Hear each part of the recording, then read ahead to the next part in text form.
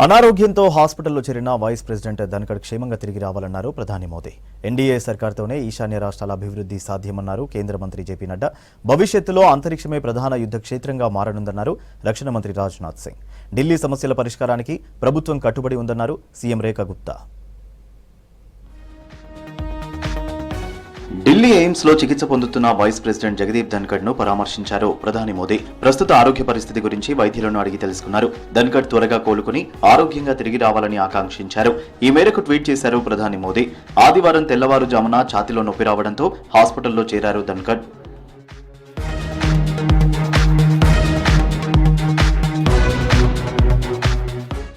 త్రిపుర అభివృద్ధికి ఎన్డీఏ సర్కార్ కట్టుబడి ఉందన్నారు కేంద్ర మంత్రి జేపీ నడ్డా. త్రిపురలో బీజేపీ ప్రభుత్వానికి 7 ఏళ్లు అయిన సందర్భంగా నిర్వహించిన సభలో పాల్గొన్నారు.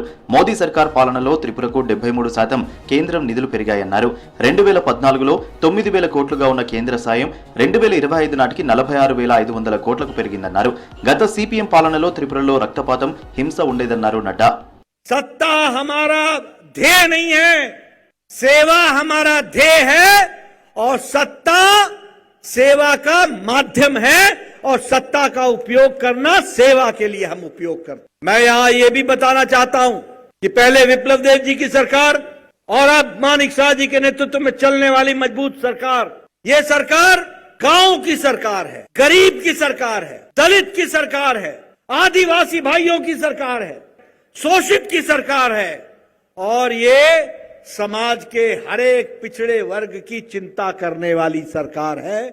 రాబోయే కాలంలో అంతరిక్షమే ప్రధాన యుద్ధ క్షేత్రంగా మారనుందన్నారు కేంద్ర రక్షణ మంత్రి రాజ్నాథ్ సింగ్. బెంగళూరులోని Indian air force institute of aerospace medicine ను సందర్శించారు. ఈ సందర్భంగా ఎయిర్ ఫోర్స్ సిబ్బందితో కాసేపు మాట్లాడారు. యాంటీ శాటిలైట్ లాంటి అత్యాధునిక టెక్నాలజీలో భారత్ పురోగమిస్తోందని చెప్పారు. ఏరోస్పేస్ మెడిసిన్ లో రాణించాల్సిన అవసరం ఉందన్నారు రాజ్నాథ్ సింగ్.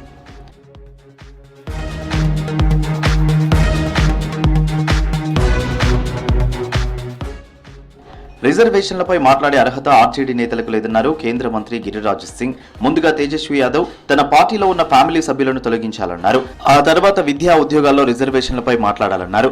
ఎన్డీఏ సర్కారులోనే అన్ని వర్గాలకు న్యాయం చేస్తుందన్నారు గిరిరాజ్ సింగ్.